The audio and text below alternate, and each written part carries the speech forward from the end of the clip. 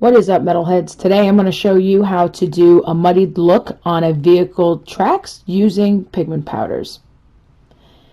In this project I used Vallejo pigment binder, Secret Weapon pigment powder in violet, Secret Weapon pigment powder in dark earth, Secret Weapon pigment powder in yellow. I used this Vallejo brush to apply the pigment binder. I used this old GW dry brush to apply the pigment powder itself. And I used this just cheap, softer bristled brush for cleanup. Now, by the time I decided to make this video, I already put the violet pigment powder on the tracks. To start out, as you saw in the first two photos, the tracks were started out painted in black with a light dry brushing of silver at the client's request. So as you see here, I dip my brush in the pigment binder and I just kind of randomly dab it on in different spots as opposed to painting on the whole surface. If you prefer, you can do that, but I feel this gives me the more realistic approach I'm looking for. Dip my brush in the pigment powder.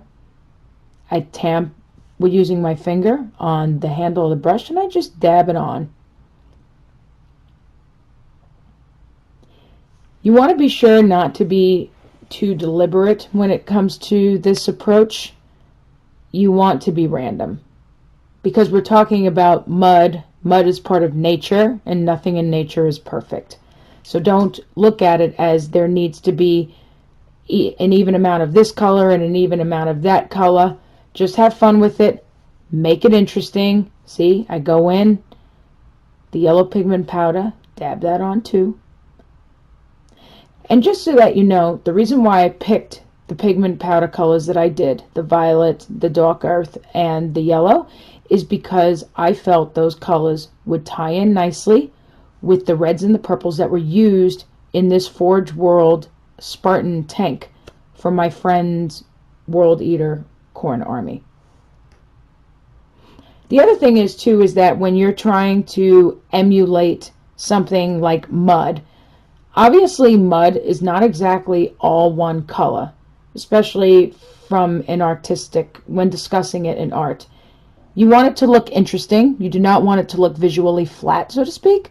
So you want to use at least a couple of different colors for pigment powders. And that's why I use 3 as well. Just to make it look more interesting, give it more depth. And then as you can see here, I'm using that softer bristled brush just to clean off some excess dust. You can blow on it too if you want to. Just keeps it nice and neat. And it also helps me to see how much pigment powder I actually have that stayed on the tracks. And that's another reason why you saw me do it on the tracks. And I also, just so that you know, took that pigment binder and you see me only working it in sections because the pigment powder only takes a couple of minutes to dry. It has acrylic in it.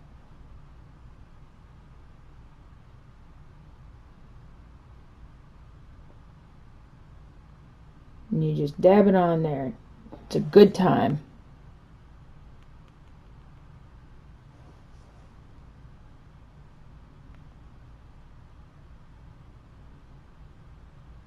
And you move the brush in different directions. You don't have to just dab it on. The dabbing it on part is what helps create some of that caked on mud look in some areas. And then when you dust it on with a brush, you're showing that there would be some dust and mud that spread around as well. So that's another reason why you see me taking the brush and moving it in different directions.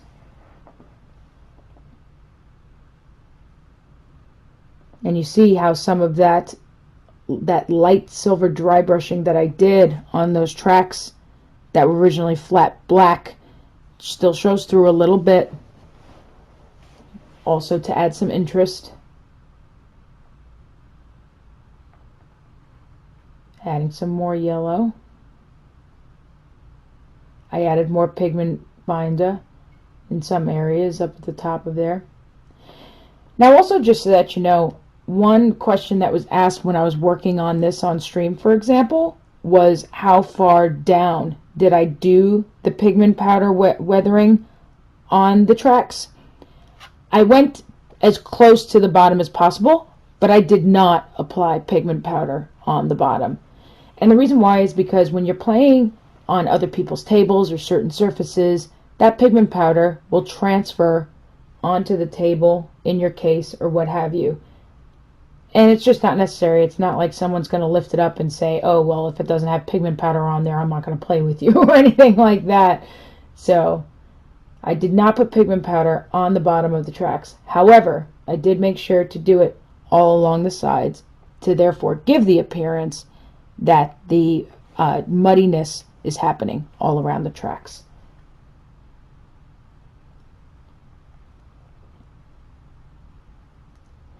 And this did not take long to do at all, just maybe total 10 or 15 minutes. It's quick, it's easy. And also you have to make sure to clean up your table afterwards, or your work area that you worked in afterwards, otherwise the pigment powder will get on other stuff. You see there, I'm using that brush again to clean up.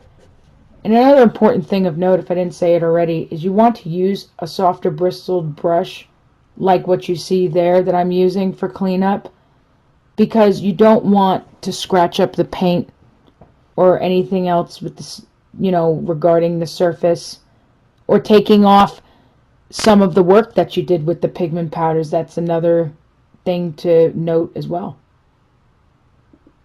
How do you like that?